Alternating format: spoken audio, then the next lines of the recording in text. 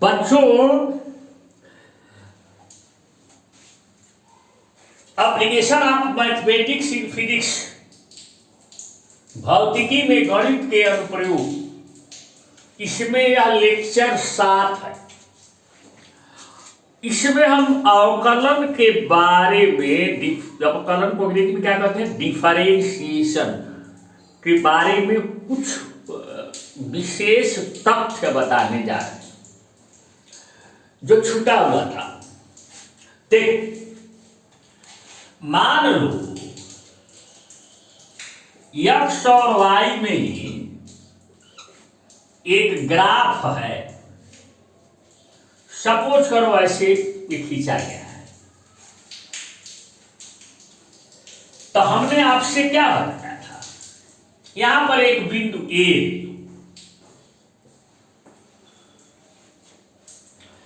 अगर यहां x अक्ष पर एक भौतिक राशि स्मॉल x को दर्शाया गया है और उसके संगत y अक्ष पर भौतिक राशि स्मॉल y को दर्शाया गया और एक ग्राफ है। मान लो x के भिन्न भिन्न मानों को देने पर y को भिन्न भिन्न मान मिलता है। तो x के सापेक्ष y में परिवर्तन की तात्क्षणिक दर होगी। यहां पर एक बिंदु A, तो अगर हमें यह ग्राफ खिंचाया मालूम है तो बिंदु A पर तात्क्षणिक दर ज्ञात करने के लिए क्या करेंगे, A से होते हुए ग्राफ पर एक स्पर्श रेखा खींचिए और इस स्पर्श रेखा की ढाल यानी x अक्ष की धन दिशा से बनाए गए कोण का टेंजेंट निकालेंगे। तो एक चीज देखो, टेंजेंट निकालेंगे तो वही यहां पर तात्क्षणिक दर होगी।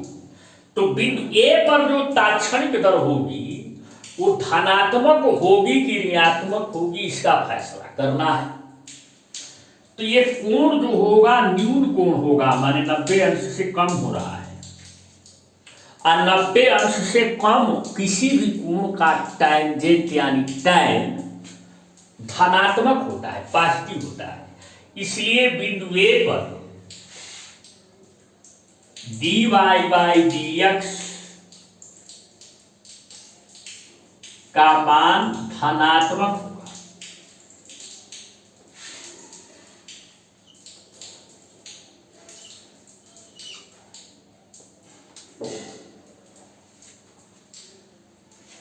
इसको एक दूसरे ढंग से भी हम समझ सकते हैं।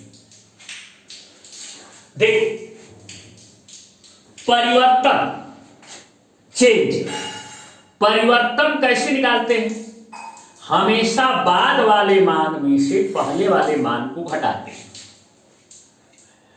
अब हम कल्पना करें कि बिंदु A पर x का कोई मान है, जो भी हो,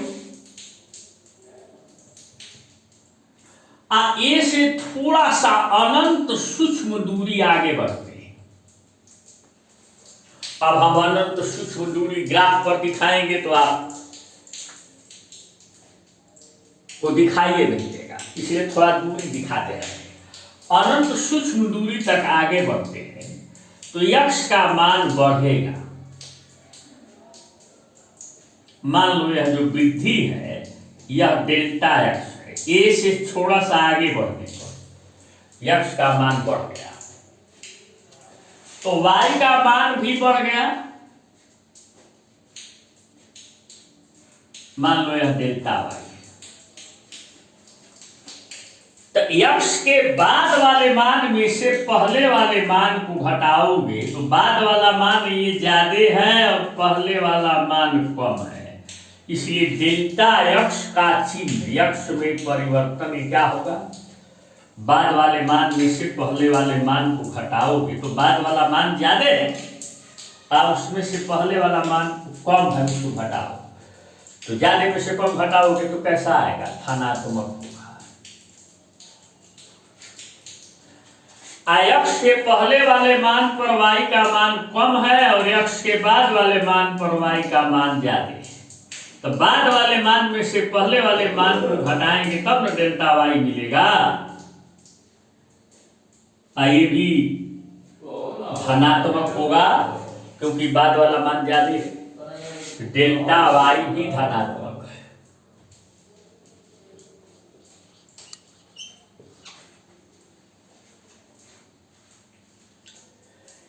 इसलिए delta y by delta x धनात्मक, इसलिए limit delta x tends to 0 delta y by delta x, इसी को हम dy बाई dx कहेंगे, ये भी धनात्मक है। ऐसे भी हम कह सकते हैं कि बिंदु A पर dy बाई dx ऋणात्मक है, माने x के सापेक्ष y में परिवर्तन की दर धनात्मक है। अब यह ग्राफ जहां से जहां तक y का मान बढ़ता है यहां से यहां तक बढ़ रहा है, x के बढ़ने के साथ साथ y का मान बढ़, तो dy बाई dx धनात्मक है बिंदु A पर। ए के आगे बाकी यहां से लेकर यहां तक जितने भी बिंदु हैं हर बिंदु पर धनात्मक है। अब उच्चतम बिंदु जो पीक पॉइंट है, पीक पॉइंट के थोड़ा सा जब इधर आओ तो एक कहीं बिंदु बी ले लो, ए नहीं गया। अब बिंदु बी पर देखो सर,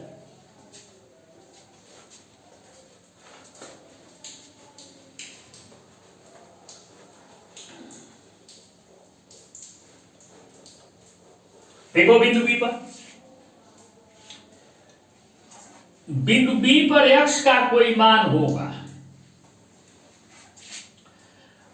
और ग्राफ पर बिंदु बी से अनंत सूक्ष्म दूरी आगे हम बढ़ते हैं तो x का मान तो भाई बढ़ेगा।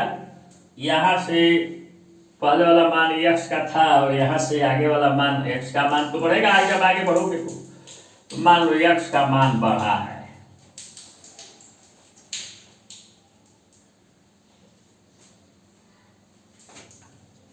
तो ये डेल्टा x धनात्मक है।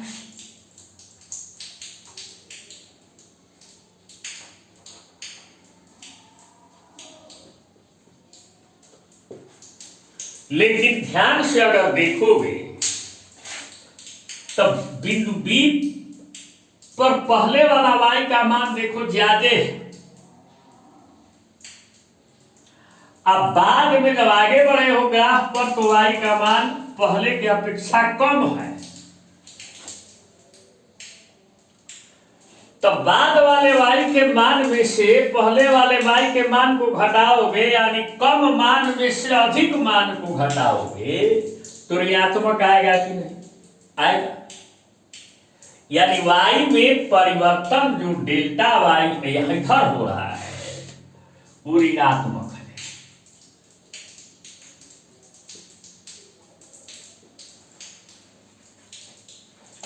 इसलिए delta y by delta x ये ऋण होगा, ये इसका चिन्ह धन होगा, तो ऋण बटा धन ये क्या होगा ऋणात्मक होगा।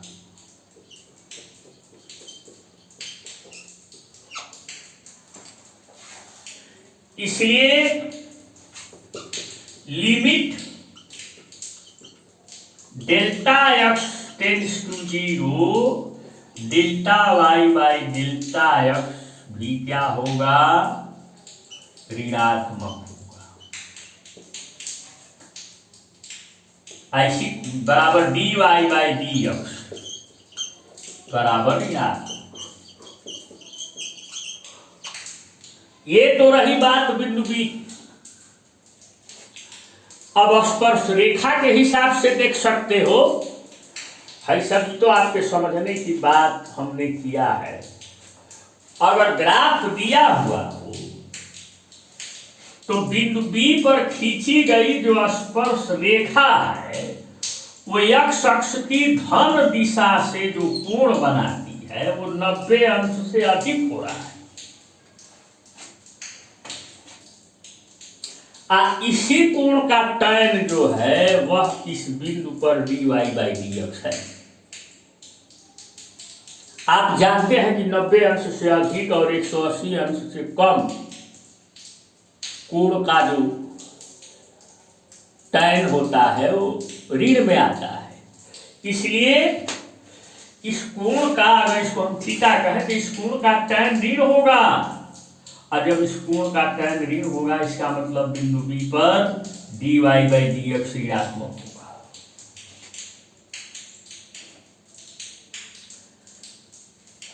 अब उच्चतम बिंदु पर आओ, यहां पर पीक पॉइंट बिंदु पी। अब यहां पर अगर हम स्पर्श रेखा खींचेंगे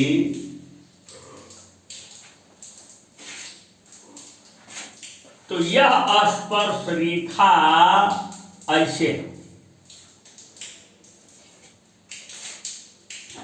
ये एक्स अक्ष की धन दिशा है और यह स्पर्श रेखा है। एक्स अक्ष की धन दिशा और यह स्पर्श रेखा दोनों एक ही दिशा में, यानी यहां इस बिंदु पर खींची गई स्पर्श रेखा एक्स अक्ष की धन दिशा से कितना कोण बनाएगी? 0 अंश, 0। इसलिए tan 0 बराबर 0।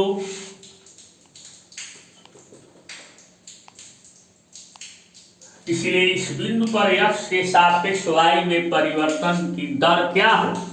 dy/dx क्या होगा? 0 होगा। दूसरे ढंग से समझ सकते हो कि यहां पर एक छोटा सा पाद एकदम x अक्ष के समांतर हो जाता है, तभी मेरे नीचे झुकता है। तो अगर यहां पर x में वृद्धि भी करोगे, x में परिवर्तन dx का होगा, लेकिन y में परिवर्तन ही नहीं होगा। सरल रेखा है यहाँ और यहाँ, ये नियर अबाउट अनंत सूक्ष्म भाग एक सरल रेखा है, तो y में परिवर्तन नहीं। x में परिवर्तन तो होगा लेकिन उसके साथ y में परिवर्तन नहीं होगा, इसलिए x के सापेक्ष y में परिवर्तन की दर 0 होगी। अब इस चीज को हमें ध्यान में रखना है। अगर y x का फलन है और x के मान में वृद्धि के साथ अगर y के मान में वृद्धि होती है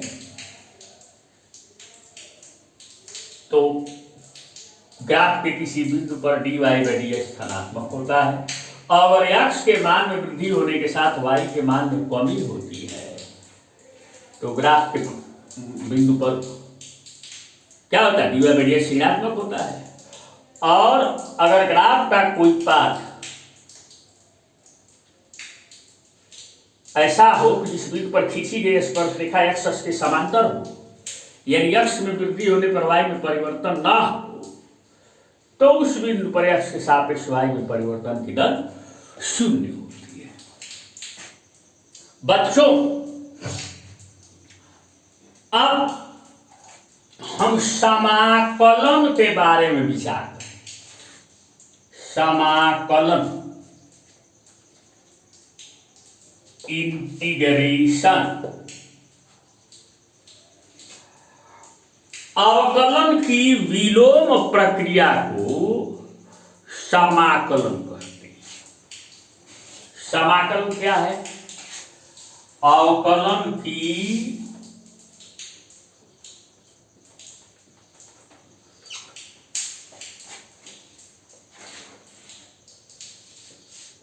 विलोम माने अपोजिट, जस्ट अपोजिट प्रक्रिया को समाकलन कहते हैं।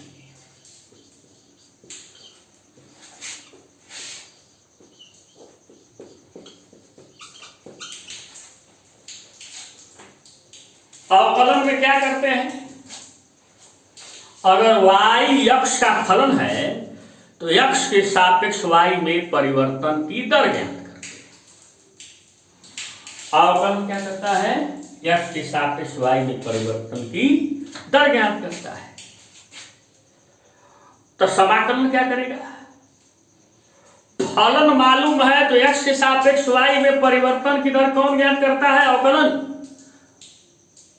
तो विलोम प्रक्रिया क्या होगी, अगर x के सापेक्ष y में परिवर्तन की दर ज्ञात हो और x और y में फलन के प्राप्त करना हो तो समाकलन करते हैं। अब सूत्र हम पढ़े हैं, अवकलन का एक सूत्र पढ़े, अवकलन का सूत्र हम दो सूत्र लेकर के थोड़ा थोड़ा समझाते हैं। पहले समझे तो कि है क्या था, dy बराबर x पर n, तो dy बाई dx बराबर n इधर आ जाता है और x पर एक घात पर हो जाता है।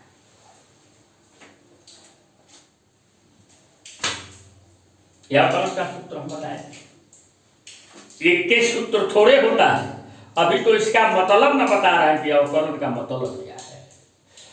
अब समाकलन का सूत्र इस पर देखो,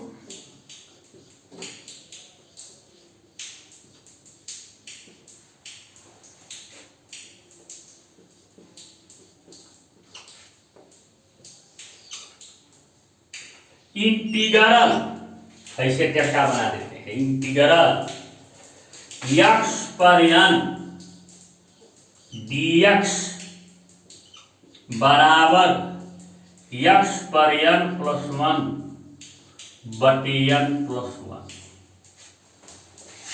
ये समाकलन का सूत्र है। कई बात बतियाने से समझ में नहीं आएगा, एक सवाल लगा के दिखा रहे हैं कि कैसे विलोम प्रक्रिया होती है। सामने आपके सूत्र लिख दिए, आपको अवकलन की विलोम प्रक्रिया को समाकलन कहते हैं, ये भी आप जान गए। अब आपको केवल एक सवाल देखना है, बहुत सिंपल सा सवाल।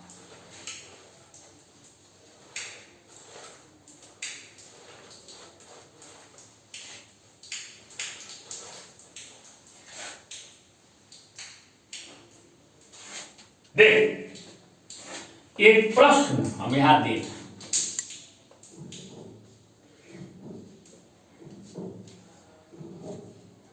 y बराबर एक्स स्क्वायर का अवकलन कीजिए।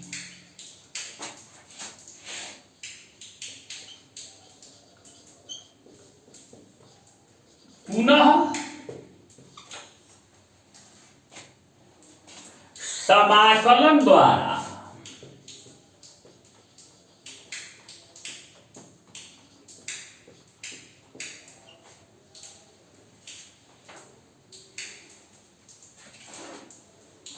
फलन, उपरोक्त फलन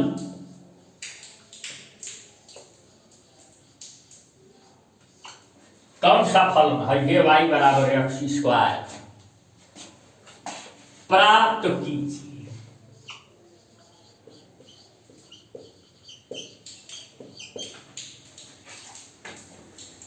y बराबर एक्स स्क्वायर का अवकलन कीजिए, पुनः समाकलन द्वारा उपरोक्त फलन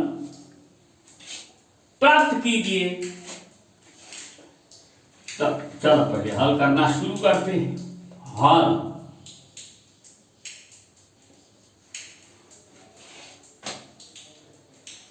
हल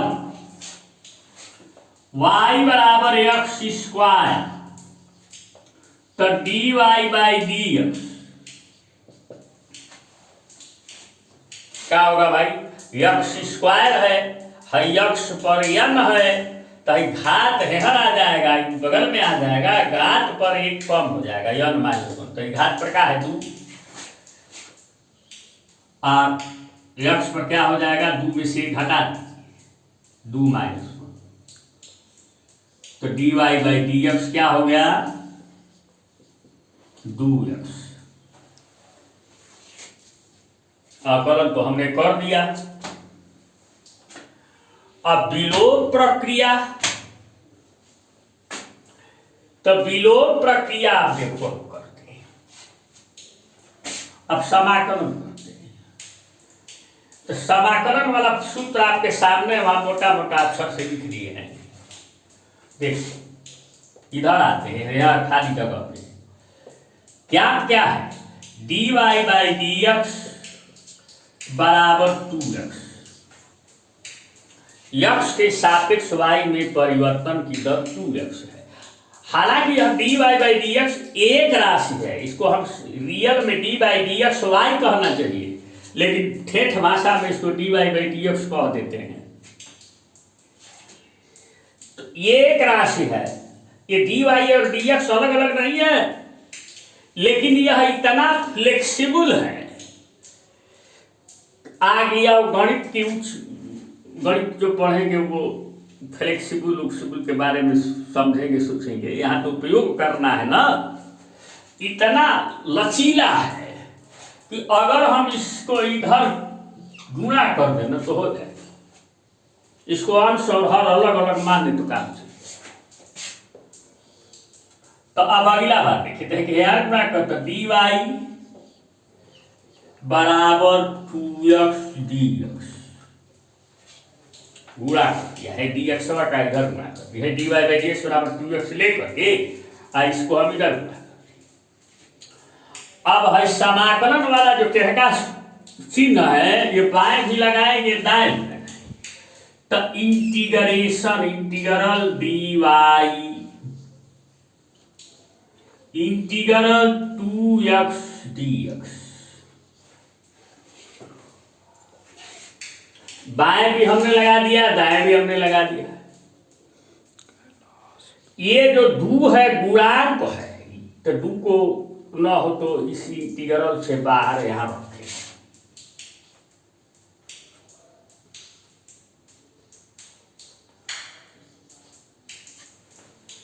आप कहेंगे कि है कौन सी आफत आ गई।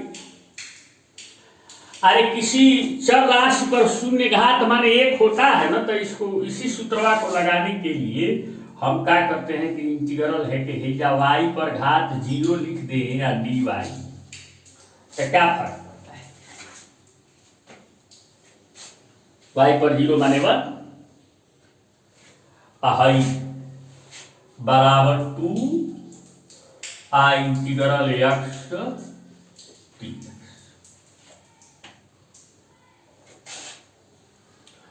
अब है समाकलन का सूत्र है, समाकलन का सूत्र यही है, x पर n dx का इंटीग्रेशन x पर n प्लस 1 बटे n प्लस 1। है अवकलन वाला सूत्र मिटा दे रहे हैं, ठीक रहेगा। तो बड़ा देर से सुन रहे हैं, बहुत कई इच्छों में सुन रहे हैं।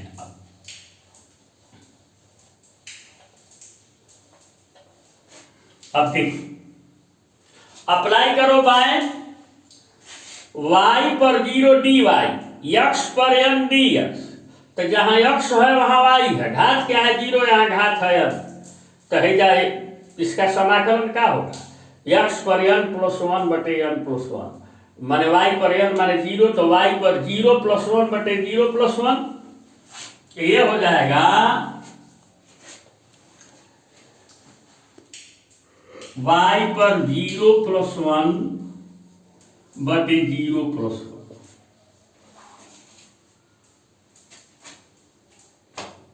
बाएं हो गया, और दाएं 2, x पर कितना घात है 1, तो x पर n dx, तो x पर घटवा n की जगह पे 1 है, 1 धन 1 बटा 1 धन 1, वाई पर 0-1 घात पर न है, तो वाई हो जाए, वाई पर 1 होगा तो वाई न होगा। अब बटा 0-1/1 होगा तो कोई मतलब नहीं है। 2 x पर 2 घात बटा 2, तो देखा 2 से 2 कट गया। या y बराबर x²।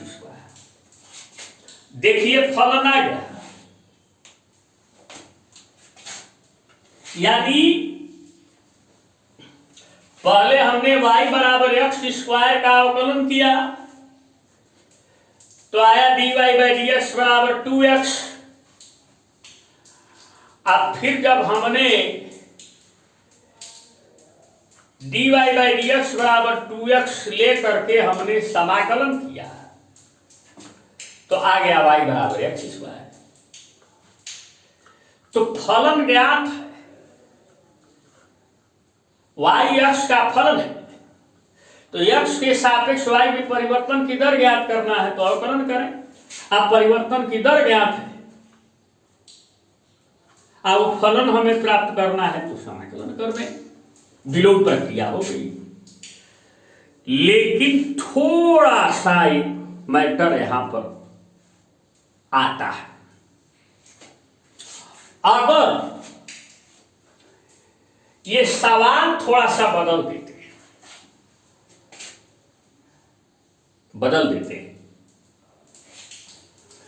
इसको y बराबर x² धन कोई अचर संख्या लिख दें अपनी मन से, जैसे 5 लिख दें, का अवकलन कीजिए।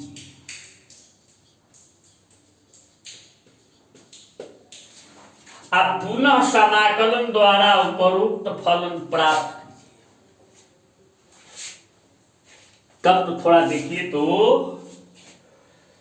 तो हल्का सा यहां आपको सोचना पड़ेगा हल में। यहां y बराबर x² नहीं बल्कि क्या है x² धन 5, तो y बराबर x² धन 5 है। तो अब dy/dx निकालेंगे तो dy/dx मैंने dy/dxy बाय dy/dx x² धन dy/dx 5, तो कितना आया dy/dx है 2x हो ही जाएगा। अब 5 अचर संख्या है तो अचर संख्या का अवकलन 0 होगा, तो कुल मिला के 0 हो जाएगा, तो वह 2x से आएगा। अब dy/dx बराबर 2x आएगा। और उसके बाद अब आप dy/dx बराबर 2x को लेकर के और उसी तरह समाकलन करेंगे तो आएगा y बराबर x², जबकि फलन क्या है x² 5 है। फलन तो अभी नहीं दिया, ये अक्षर नहीं आ रहा है, अचर हमें मालूम है नहीं पता। अचर इसीलिए नहीं आता है क्योंकि अचर में परिवर्तन होगा नहीं, तो उसमें परिवर्तन की दर होगी नहीं, तो आएगा कहां से। इसलिए हमें यहां पर एक अज्ञात अचर लिखना चाहिए, जहां c एक अचर है।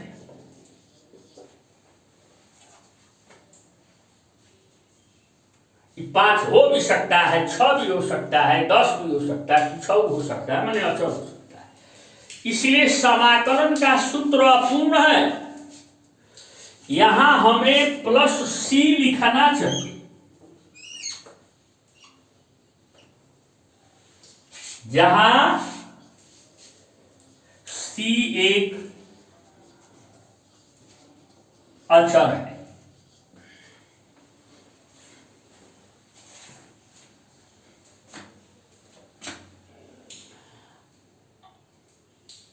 उसके बाद उस अचर का मान कैसे निकालते हैं? अब जरा सोचो, अगर यक्ष के किसी मान पर y का कोई मान हमें मालूम होता तो c का मान निकल जाता है, तो c का मान निकल जाता है। जैसे इसी में y बराबर x स्क्वायर धन 5 में, ये तो मिटा देना, कोई दिक्कत तो है नहीं। जैसे y बराबर x स्क्वायर धन 5 में अगर इस सवाल में बढ़ा के दे देता, कहता कि x बराबर 0 चाहे x बराबर 1, जब x बराबर 1 तब y बराबर 1 का स्क्वायर धन 5, 5 1 y बराबर 6 हमें ज्ञात है। माने x के एक विशेष मान पर y का अगर एक विशेष मान मालूम है, तब तो हम इस अचर c का मान ज्ञात कर सकते हैं। यानी समाकलन करने के बाद जब y बराबर x स्क्वायर धन c आ जाएगा,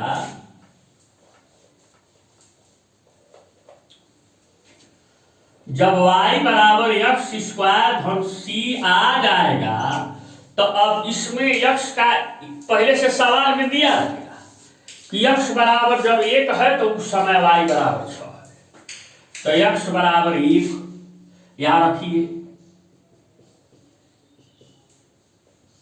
तब उस समय y का मान 6 है, तो 6 बराबर 1 धन c, 1 है हट जाएगा, 6 में से हट जाएगा, 5 बराबर c। इसका मतलब कि यहां c बराबर 5 होगा। अब उसके बाद y बराबर x स्क्वायर धन c में c बराबर 5 रखने पर आपको फलन मिल जाएगा y बराबर x स्क्वायर धन 5। लेकिन याद रहे, x के एक विशेष मान पर y का एक मान आपको ज्ञात होना चाहिए। फिर भी ये थोड़ा सा एक विशेष मामला समाकलन में जरूर है, लेकिन भौतिकी में इसका बड़ा उपयोग है। याद रखो, ये जो हम लिखे थे ना dy बाई dx बराबर 2x, निकाल के, जानते हो आगे गणित में इसको क्या कहते हैं? अवकल समीकरण। गणित की भाषा में इसको अवकल समीकरण कहते हैं, डिफरेंशियल इक्वेशन कहते हैं। और इसका बड़ा महत्व है। हम लोगों को अवकल समीकरण बनाना पड़ता है फिजिक्स में, अब बना बना के हल करना पड़ता है। अभी एक छोटा सा एग्जाम्पल मैं आपको दिखाऊंगा भी अगले लेक्चर। बहुत बहुत धन्यवाद।